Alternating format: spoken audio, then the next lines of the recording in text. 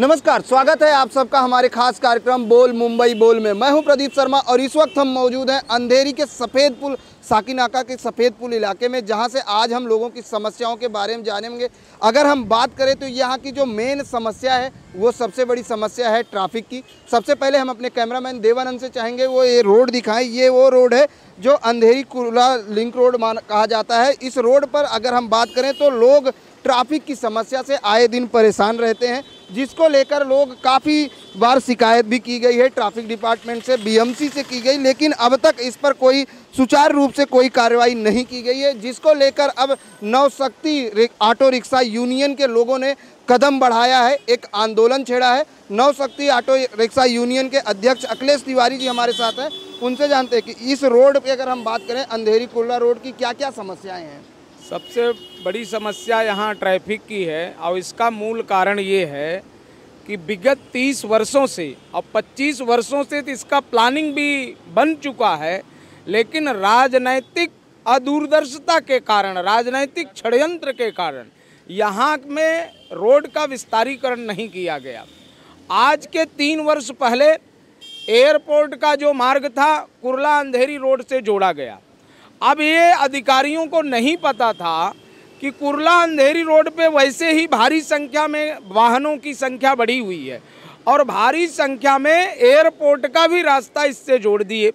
अब आज यहाँ ऐसी परिस्थिति है कि विगत 12 घंटों में 4 घंटा से 5 घंटा तक यहाँ पर भारी यातायात की समस्या रहती है, क्योंकि ये औद्योगिक क्षेत्र है और यहाँ पर भारी संख्या में कामगार आते हैं और महिलाएं हैं।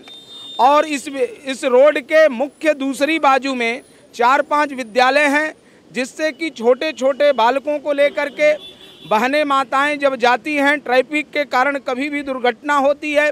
और ख़ास करके सबसे बड़ी समस्या तो हमारे रिक्शा चालकों की है कि जो कि ईंधन की बर्बादी हो रही है और समय पर ये 2 शिफ्ट में रिक्शा वाहन चलते हैं और उनको 8 ही घंटा, 4 घंटा, 5 घंटा मिलता है और 2 घंटा अगर ये यहीं पर ट्रैफिक में अगर वो फंस जाते हैं तो भारी संख्या में उनकी आर्थिकता नुकसान हो रही है। तो इस समस्या को लेकर के हमने महानगर पालिका आयुक्त को पत्र दिया, उनसे चर्चा करने की कोशिश की, उसके बाद जल विभाग में दिया, संबंधित अधिकारियों को भी बताया कि जल्द से जल्द 3 वर्ष के पहले इन्होंने नोटिस दिया है और घर भी बन चुका है पुनर्वसन के लिए, लेकिन राजनीतिक षड्यंत्र के कारण आज दिन तक पुनर्वसन नहीं हो रहा है। लाखों लोगों की समस्या, मरीज अगर इमरजेंसी में है और ये ट्रैफिक के कारण वो अस्पताल में नहीं पहुंच पाता तो दम तोड़ देता है। कई अभिभावक जो बच्चों को लेके जाते हैं दुर्घटना का शिकार हो रहा है। और इस बरसात में तो और परिस्थिति इसलिए खराब हो गई है क्योंकि विस्तारीकरण के नाते नहीं होने के नाते यहाँ पर नाला भी भरा हुआ है, पानी लगातार रोड पर आ जाता है, तो चलना भी दुष्कर हो गया है। तो इसलिए आपके चैनल के माध्यम से मैं महाराष्ट्र सरकार और महानगर पालिका के प्रशासन का ध्यान आकर्षित करना चाहूँगा। विगत 29 जुलाई को नवशक्ति रिक्शा टैक्सी चालक मालक ने यहाँ पर रास्ता रोको आंदोलन किया, सांकेतिक आंदोलन किया, और अगर ये लोगों ने अगर कुंभकर्ण निद्रा नहीं छोड़ी तो जल विभाग में भारी संख्या में विराट मोर्चा निकालने का प्रस्तावना हमारे संगठन ने संकल्पित लिया। बिल्कुल भारी संख्या में मोर्चा निकालेंगे नवशक्ति ऑटो रिक्शा यूनियन के लोगों की तरफ से। जिस तरह से सरकार को चेतावनी दी जा रही, आपसे जानना चाहेंगे क्या कहना चाहेंगे, आखिर क्या वजह होती है इस रोड पर इतनी ट्रैफिक लगने की। रोड यहाँ बहुत पतला है, जिसकी वजह से ट्रैफिक आए दिन रहती है। रोड 30 फुट है, लेकिन अगर आप देखेंगे तो 15 फुट है, बाकी लोगों ने कब्जा किया हुआ है, जिसके वजह से समस्या ट्रैफिक की हमेशा बनी रहती है। आपसे जानना चाहेंगे, जैसे इन्होंने कहा कि 30 फीट की रोड है, लेकिन जिस तरीके से कब्जे की बात कही गई, क्या नो पार्किंग की भी समस्या यहाँ पर देखने को मिलती है। नो पार्किंग, जब रोड चौड़ाई नहीं है, जगह ही नहीं है, तो गाड़ियाँ तो खड़ी ही होंगी, लोग कहाँ लेके जाएंगे। तो नो पार्किंग में गाड़ी खड़ी रहती है, फोकट का लोग आरटीओ विभाग आकर के पुलिस वाले सब आके फ़ोटो खींच के लेके जाते हैं। अनायास लोगों को फाइन भरना पड़ रहा है। आज एक एक गाड़ी पे 2-2 हज़ार रुपया 3-3 हज़ार रुपया फाइन हो गया है। एक ही गाड़ी पे 2-2 3-3 बार फाइन भरा जा रहा है। 24 घंटे के अंदर 12 घंटे के अंदर लोग लेके जा रहे हैं फाइन मार के। रोड चौड़ा नहीं है, इसके लिए बस सबको सब तकलीफ है। बिल्कुल, सबसे ज़्यादा जरूरी यहाँ जो समस्या है वो रोड चौड़ीकरण को लेकर है। और जिस तरीके से अखिलेश जी ने यहाँ बताया कि अनेक समस्याएं हैं, स्कूल कॉलेज भी यहीं आसपास में है और ये इंडस्ट्रियल इलाका है जिसकी वजह से नाले जो है चौकअप है और रोड पे पानी आ जाता है। आपसे जानना चाहेंगे, क्या करते हो आप? मेरा बैग का धंधा है। आप यहाँ पर कब से रह रहे हो? मैं तो यहाँ 2004 से। 2004 से कितनी ट्रैफिक की समस्या आपको देखने को मिलती है? इतनी ट्रैफिक रहती है कि कमानी से आप यहाँ पैदल चले आओगे लेकिन गाड़ी नहीं आ पाएगी। बिल्कुल, क्या वजह मानते हैं इस ट्रैफिक का? रास्ते कम है, इसकी वजह से वो ट्रैफिक ज़्यादा रहती है। आपसे जानना चाहेंगे, आप युवा हो, यहाँ पर रहते हो, जब आप यहाँ पर बाइक या टैक्सी या रिक्शे से जाते हो कितनी दिक्कत का सामना करना होता है? अरे भाई बहुत दिक्कत का सामना करना पड़ता है। अभी मैं तो कोल्हापुर से हूँ। मान लीजिए आप ही के घर का कोई एम्बुलेंस में इधर से जा रहा है, वो इधर से उधर तक जाने के लिए मर जाएगा जब तक। तो इतना ट्रैफिक इधर कोई काम का है तो नहीं है। आज सब युवा मिलके कुछ अच्छा कर रहे हैं। अपने पंतप्रधान मोदी जी ने भी कहा है कि कुछ अच्छे दिन आने वाले। मान लीजिए कि अभी अच्छे दिन किधर है, आ रहे हैं थोड़े थोड़े, मगर सब मिलके थोड़ा सा हाथ जुट बटाएंगे तो अच्छे दिन तो आ ही जाएंगे। बिल्कुल, एकता की जरूरत है, लेकिन सबसे बड़ी समस्या है प्रशासन को कुंभकर्णी नींदों से जागने की। क्योंकि जिस तरीके से आज हम बात करें, यहाँ पर बताया गया कि हमने शिकायत की है कि रोड का चौड़ीकरण हो। जब पुनर्वसन के लिए बिल्डिंग बन चुकी है तो लोगों का अगर पुनर्वसन होगा तो रोड के लिए जगह मिलेगी, लेकिन उसके बावजूद प्रशासन क्यों नहीं जाग रहा है? आप सबसे जानना चाहेंगे, आपसे जानना चाहेंगे चाचा कि क्या करते हैं आप? मैं तो ऑटो का धंधा है लेकिन रिटायर हो गया हूँ। ऑटो का धंधा है आपके, जैसे आपने बताया यहाँ पर लोगों का कहना है कि हम ट्रैफिक में फंस जाते हैं, जिस तरीके से ऑटो वालों को काफ़ी नुकसान सहना पड़ रहा है। साकी नाका पहुँचने में 2-2 घंटा लग जाता है और यहाँ रोड क्रॉस करने में आधा 15 मिनट खड़ा होना पड़ता है। बच्चों को स्कूल छोड़ना, 2-3 स्कूल है यहाँ पे, औरतें जाती हैं छोड़ने के लिए, खड़ी रहती हैं। मोटरसाइकिल वाले और गाड़ी वाले रोकते नहीं हैं और कोई भी यहाँ पुलिस का बंदोबस्त नहीं रहता गली में खड़े रहे टाइम पे कि कम से कम उन लोगों को जो है बच्चे लोगों को जाने के लिए इतनी परेशानी होती है। पानी बरसात में जो इतना कीचड़ उछड़ता है, बच्चे फिर वापस चले जाते हैं घर पे कपड़ा बदल निकलने के लिए। इतनी परेशानी है ट्रैफिक की वजह से। यहाँ 24 घंटा जो है दिन में तो जो है समझ लीजिए 3-4 घंटा खुलता ही नहीं है जब एक बार ट्रैफिक जाम हो जाता है तो। बिल्कुल, दिन में 4 घंटे ट्रैफिक में यहाँ के रहवासियों को सामना करना पड़ता है। आपसे जानना चाहेंगे क्या क्या दिक्कतों का सामना करना पड़ता है इस सफेद पुल के इलाके में? यहाँ पर हर तरह का परेशानी सब लोगों का है और समस्या ये है कि हर जगह का विस्तारीकरण हो चुका है। ये कुर्ला और अंधेरी रोड का साकीनाका तक ये विस्तारीकरण क्यों नहीं हो रहा है, इस पर सरकार का ध्यान क्यों नहीं जा रहा है, ये समझ में नहीं आ रहा है कि अगर चौड़ा नहीं होगा और कहाँ पर पार्किंग का व्यवस्था नहीं है लोगों का, इसके लिए हमारे जो रिक्शा टैक्सी यूनियन के हमारे नौशक्ति सब हैं, इन लोगों को फाइन मारा जा रहा है। लोग गाड़ी कहाँ खड़ा करेंगे, उसका सरकार सुविधा नहीं दी है। लोगों को आने जाने में परेशानी है, हॉस्पिटल में जाने का परेशानी है, कहीं ड्यूटी पर जा रहे हैं उनका ड्यूटी छूट जा रहा है। यहाँ से पैदल लोग साकी नाका तक चले जाते हैं लेकिन वहाँ तक गाड़ी नहीं पहुँच पाती है। ये सब लोगों को काफ़ी समस्या का सामना करना पड़ रहा है। आप क्या कहना चाहेंगे? अरे यहाँ का रोड 365 दिन है ना ट्रैफिक में ही रहता है।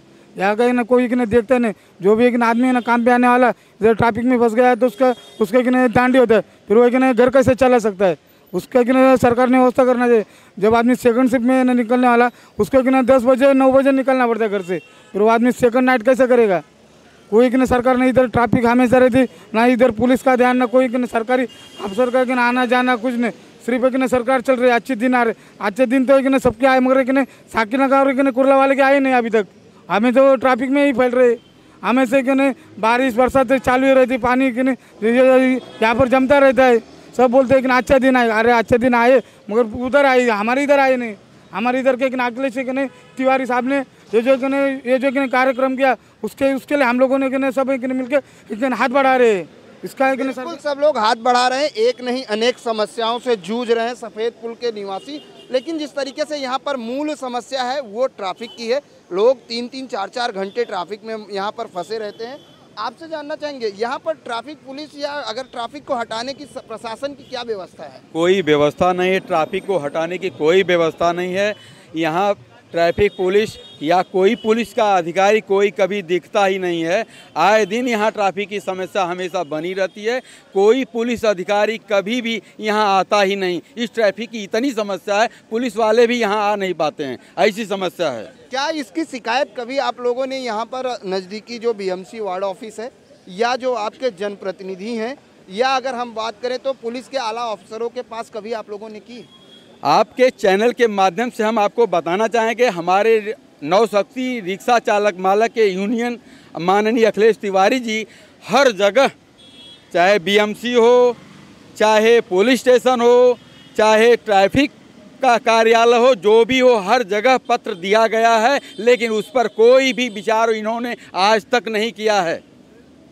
आपसे जानना चाहेंगे, क्या जो यहाँ के जनप्रतिनिधि हैं जिनको आप चुनकर देते हो, क्या उन्होंने कभी आप लोगों की समस्या के लिए आप लोगों के बीच में आए? नहीं, जनप्रतिनिधि वो लोग तो कभी नहीं आए। वो लोग तो कभी ये सब समस्या के बारे में लोगों से कभी कहा ही नहीं कि मतलब यहाँ ट्रैफिक हो रहा है, रोड चौड़ा नहीं है, पुलिस वालों का व्यवस्था नहीं है, स्कूल कॉलेज है, बच्चों लोग तकलीफ हो रहा है। ये लोग कभी भी, ये आज तक ही कभी ये लोग नहीं किए कोई मीटिंग इस तरह से। आप लोग गए कभी उनके पास शिकायत लेकर? शिकायत लेकर के हम लोग क्यों नहीं गए? जनप्रतिनिधि तो हमारे इधर के ही लोग, बहुत ऐसे नेता हैं जो हमारे इधर के, जो उनको हमेशा मालूम है कि यहाँ कितनी तकलीफ हो रही है, फिर भी वो लोग को भी ध्यान नहीं देते हैं। बिल्कुल, यहाँ पर जिस तरीके से बात की जाए तो शिकायत के तौर पर अगर बात करें तो लेटर डाले गए, शिकायत की गई, लेकिन कोई आता नहीं। अखिलेश तिवारी से जानेंगे, आपसे जानना चाहेंगे, जैसे बताया जा रहा है कि आपने हर जगह लेटर डाला, आपने कहाँ कहाँ शिकायत की? जो महानगर पालिका के आयुक्त हैं मुंबई के, उनको पत्र दिया गया, एल विभाग के अधिकारी अर्थात वार्ड ऑफिसर को दिया गया, बृहन मुंबई पुलिस आयुक्त माननीय पुलिस आयुक्त को पत्र दिया गया, ट्रैफिक विभाग में दिया गया, स्थानिक जो ट्रैफिक वाहतूक विभाग और स्थानिक पुलिस स्टेशन सबको दिया गया है। और रही बात जो अभी हमारे मित्र ने कहा जनप्रतिनिधियों की बात है, तो जनप्रतिनिधि यहीं के रहने वाले हैं, चाहे विधायक हों चाहे नगर सेवक हों। और विधायक की खास बात है, यहाँ पर वो 3 बार मंत्री भी थे, वर्तमान में विधायक हैं, तो क्या उन्हें दिखाई नहीं देता है? तो सबको पता है, लेकिन प्रश्न ये है कि आज यही जनता का दुर्भाग्य है कि लाखों लोग रोज में इस भारी संकट से झेल रहे हैं और ये जनप्रतिनिधियों को दिखाई नहीं देता है। तो हम राजनैतिक विषय पर न बोलते हुए, हमारी सामाजिक संगठन है, हमने इस विषय को उठाया है और प्रशासन को कहा है, यदि अविलंब कार्यक्रम प्रारंभ नहीं हुआ तो संघर्ष तो हमने 29 तारीख को बिगुल बजा दिया है और उनको कहा है यदि कार्यक्रम नहीं प्रारंभ हुआ तो एल विभाग के अधिकारियों को एल विभाग में घुसने नहीं देंगे, ऐसा भी हमने उनको सूचना दिया है। बिल्कुल, अगर बात की जाए तो पूरी तरह से अब संगठन जाग चुका है और अपनी समस्याओं के लिए अब ये लोग खुद लड़ने को तैयार हैं। वक्त हो चला एक छोटे से ब्रेक का, ब्रेक के बाद फौरन हाजिर होते हैं। तुझे यहाँ से शहर कैसा दिखता है? बहुत बड़ा नजर आता है ये शहर। खुद को बड़ा करेगा ना तो वही शहर छोटा नजर आएगा।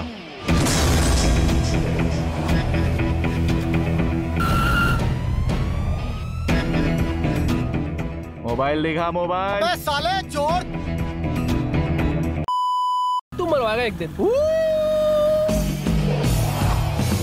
करना क्या है? मोहल्ले के लड़कों को इकट्ठा करके शाखा ही तो खोलनी है। पर देव सिंह की क्यों?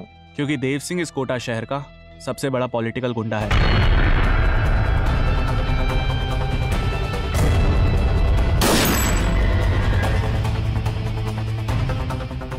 भौंक।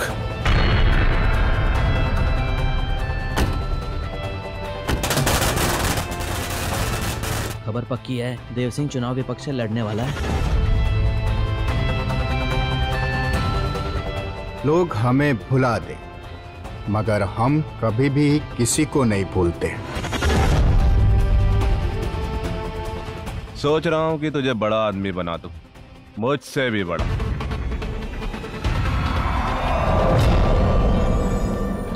नदी में पत्थर फेंकने से कुछ नहीं होता विष्णु, वो बस इतनी बड़ी नदी में डूब जाता है।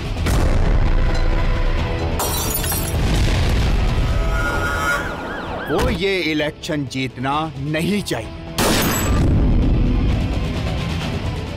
चुनाव तो देव सिंह ही जीत कर रहेगा। मुझे तो बस आपका आशीर्वाद चाहिए। अरे बच्चा है रे तू तो मेरा। तुझे जान से मार देगा वो। तेरी वजह से सब कुछ हुआ।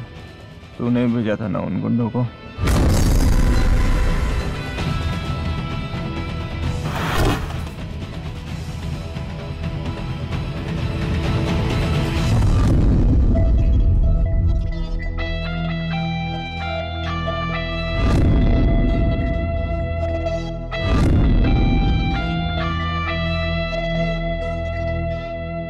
ब्रेक के बाद एक बार फिर से आप सभी का स्वागत है बोल मुंबई बोल में। जिस तरह से अगर हम आपको पहले ही बताएं कि हम इस वक्त मौजूद हैं कुर्ला अंधेरी सफ़ेद पुल पे, जहां से अगर हम बात करें तो यहां पर लोगों की जो समस्या है, इस रोड की समस्या सबसे बड़ी बात यह है कि 3 से 4 घंटे यहां पर ट्रैफिक लगते हैं, जिसको लेकर यहां के स्थानीय रहवासी, यहां से आने जाने वाले गाड़ी चालक या रिक्शा टैक्सी ड्राइवरों की हम बात करें तो आज वो सभी लोग परेशान हैं। और इसका कारण ये है कि रोड का चौड़ीकरण न होना।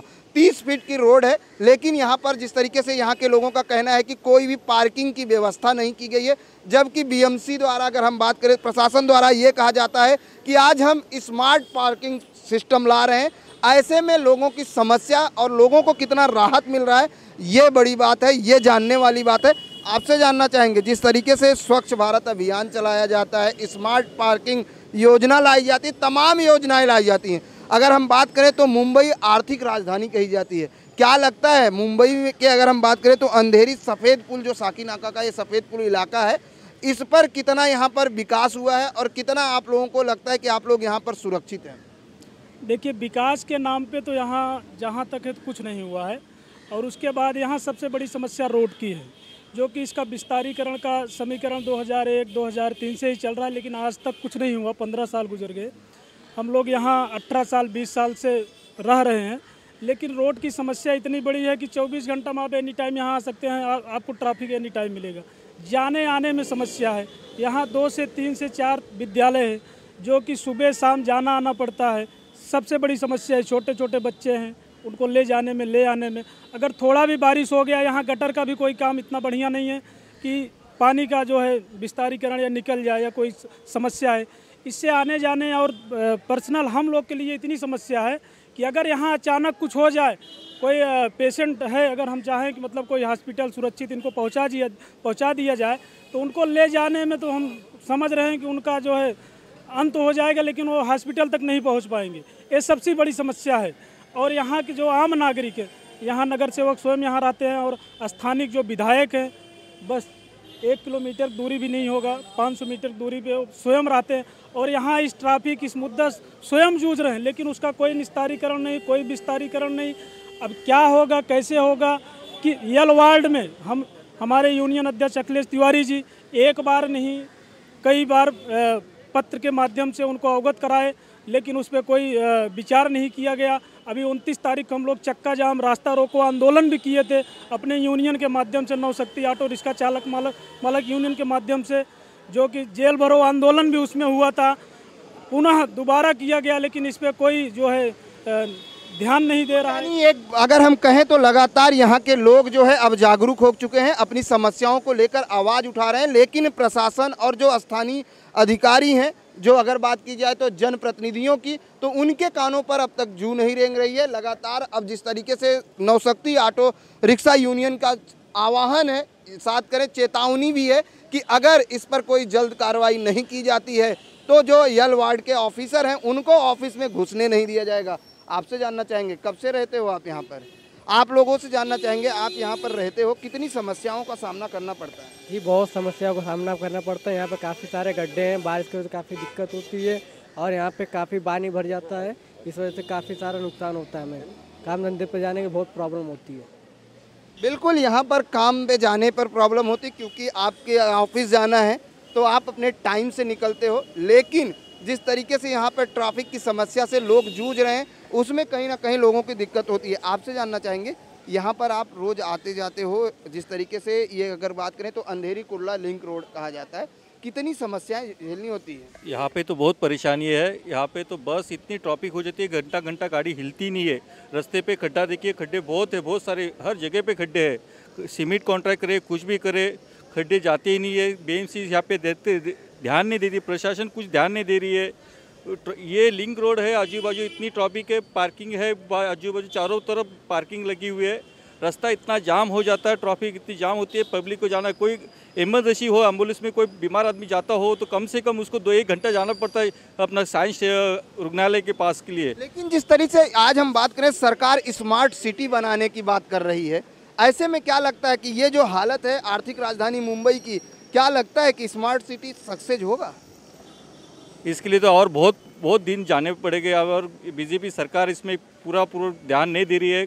कम से कम पूरा ध्यान दे तो कम से कम जो अपना मुंबई सिटी कुछ हो सकती है, लेकिन समस्या इतनी बड़ी है कि हर जगह पे खड्डे हैं, ट्रैफिक इतनी बढ़ जाती है कि एक घंटा आदमी को परेशानी होती है, जाने आना बहुत प्रॉब्लम हो जाता है।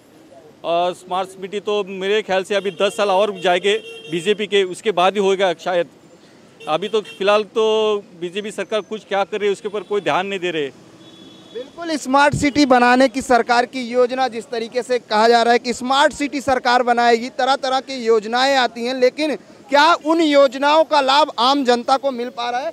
अखिलेश जी, जिस तरीके से बात की जाए, आपने कहा कि आपने पत्र व्यवहार किए, आपने आंदोलन किया, आपने जनप्रतिनिधियों को जगाया कि यहाँ पर भाई ये समस्या है, लेकिन क्या वजह है कि अब तक कुछ सुनवाई नहीं होती? सबसे बड़ी समस्या ये है कि 3 साल के पहले विस्तारीकरण के नाम पर एक बार नोटिस दिया गया और जो अगल बगल में शौचालय थे उसको तोड़े जाने लगा।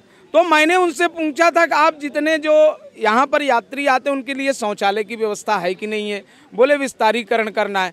अब आप बताइए कि कुर्ला से आप चलेंगे, पवई और मरौल के बीच में एक भी सुलभ शौचालय नहीं है। अब आप बताइए लोग कहाँ जाएंगे शौच को?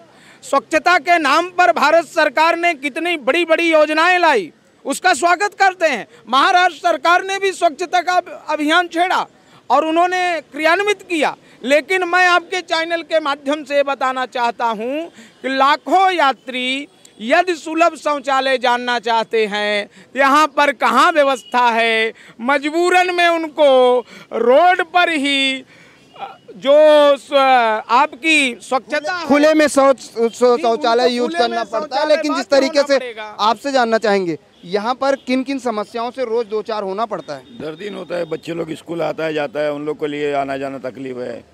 और पहली बात तो इधर शौचालय नहीं, कोई भी माँ बहन को अगर अचानक कुछ हो गया बाथरूम भी या टॉयलेट बिलेट के लिए आया तो वो लोग कहाँ जाए? अखिलेश तिवारी जी साहब बराबर बोल रहे हैं, जैसे कुर्ला से लेकर के पूरा अपना मोरल तक का आप देख सकते हो कि एक भी शौचालय है ही नहीं है।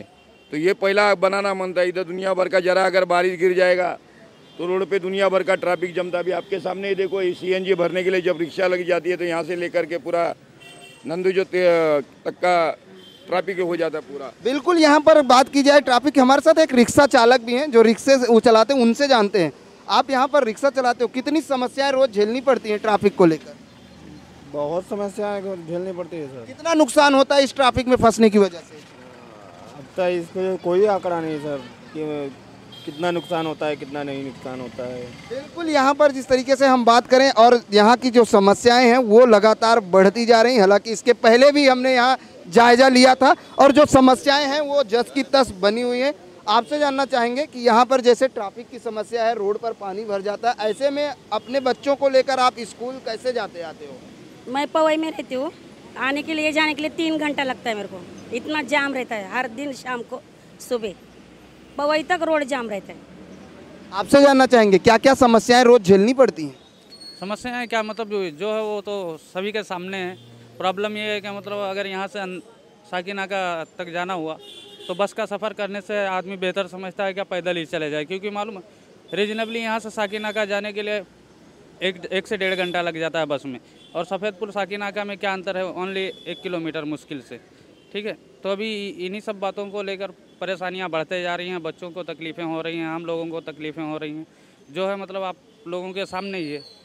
बिल्कुल, अगर हम बात करें 1 किलोमीटर का सफ़र बस द्वारा 1 घंटा, रिक्शे से 1 घंटा, और अगर यहाँ के जो स्थानीय रहवासी हैं उनका साफ तौर से कहना है कि हम चलकर चले जाएंगे तो शायद हम जल्दी पहुँच जाते हैं, और बस और रिक्शे में घंटों हम खड़े रहते हैं ट्रैफिक में। लेकिन जिस तरीके से, और भी आपसे जानना चाहेंगे, यहाँ पर जिस तरीके की समस्याएं यहाँ के लोगों ने बताया, यहाँ की जो टैक्सी रिक्शा यूनियन है उन्होंने साफ तौर से कई बार इसके खिलाफ आवाज़ भी उठाई। क्या कहना चाहेंगे, आखिर क्या वजह है कि इन समस्याओं से दो चार नहीं होना पड़ा? मुझे एक ही बात कहना है कि ये कुर्ला अंधेरी रोड वन वे होना चाहिए, डिवाइडर नहीं है। इसकी वजह से दो क्रॉस करती गाड़ियाँ हैं, उसमें ट्रैफिक जाम हो जाता है और खड्डे हैं दुनिया भर के। यहाँ हॉस्पिटल जाना होगा तो आदमी शमशान घाट जाना पड़ेगा, ऐसी हालत है इधर। इसके लिए कुछ ना कुछ करना जरूरी है इसके लिए, नहीं तो बर्बाद हो जाएगा अंधेरी। यहाँ के जो निवासी है उनका जीना दूभर हो गया है, इतना ही मुझे कहना है। बिल्कुल वन वे, जैसे इन्होंने साफ तौर से कहा कि अगर वन वे किया जाएगा तो शायद ये ट्रैफिक की समस्या से कुछ निजात पाया जा सकता है।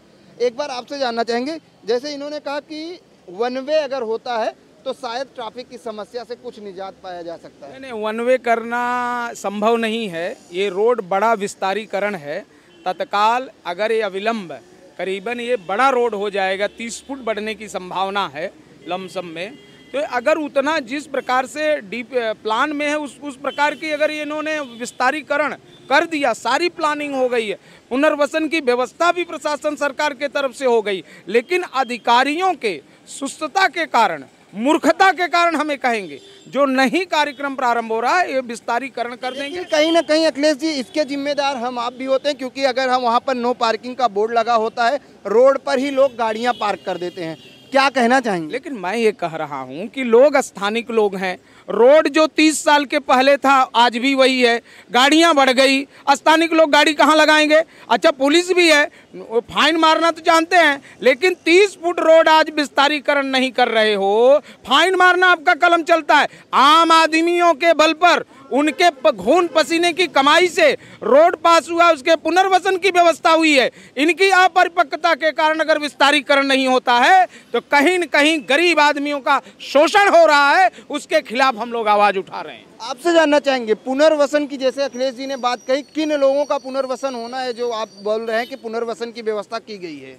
जैसे रोड से जुड़े हुए हैं, रोड से सटे हुए हैं, अगर उनका पुनर्वसन होगा तभी रोड का चौड़ीकरण होगा। जब उनका पुनर्वसन हो जाएगा तो रोड 30 फीट 40 फीट जो भी है इनका मानक में तो बढ़ जाएगा। पुनर्वसन की बात हम उनसे कर रहे हैं कि उनका पुनर्वसन होगा तो हमारा पुनर्वसन के लिए कहाँ पर व्यवस्था की गई है, और आखिर क्या ये लोग जाना नहीं चाहते हैं? नहीं, जाना चाह रहे हैं, लेकिन उनके लिए व्यवस्था दें। जैसे MMRDA ने जैसे बनाया है मिलिंद नगर महाड़ा, जहाँ भी इनका पुनर्वसन करना चाहते, जहाँ भी शिफ्ट करना चाहते वहाँ इनको देंगे तो जाने के लिए तैयार हैं। इनको सुरक्षित जगह चाहिए, इनका जगह खाली हो जाएगा, रोड का चौड़ीकरण हो जाएगा। बिल्कुल, अगर जगह खाली हो जाएगा तो रोड का चौड़ीकरण हो जाएगा। स्थानीय रहवासी अब पूरी तरीके से अपनी समस्या को लेकर आगे आ चुके हैं, और कहीं ना कहीं अब जो लोग हैं वो पूरी तरीके से ऊब चुके हैं, क्योंकि रोज़ की जो जिंदगी है उससे कहीं ना कहीं रोज़ जो समस्याएं हैं उससे लोगों को दो चार होना पड़ता है। आपसे जानना चाहेंगे, एक युवा होने के नाते क्या कहना चाहेंगे, कितनी समस्याएं यहाँ पर होती हैं आप लोगों को? रोज़ रोड पे बहुत ट्रैफिक लगता है, बहुत मतलब दिक्कत होती है। यहाँ से साकीनाका जाने 1 घंटा लग जाता है, जैसे कि एयरपोर्ट के वजह से ट्रैफिक लगता है। तो रोड बड़ा होना चाहिए, रोड बड़ा होना चाहिए जिससे लोगों की समस्याओं से निजात पाई जा सके। लेकिन जिस तरीके से यहाँ पर लोगों का साफ तौर से अब पूरी तरीके से लोग सड़क पर उतर चुके हैं, हाल ही में इन्होंने रास्ता रोको आंदोलन किया है, अगर इसके बावजूद अगर इस रोड का चौड़ीकरण नहीं होता है तो ये अपना आंदोलन जारी रखेंगे। आज के लिए इतना ही, कल मिलेंगे किसी अन्य इलाके में अन्य समस्या के साथ। तब तक मुझे और मेरी पूरी टीम को दीजिए इजाज़त। नमस्कार।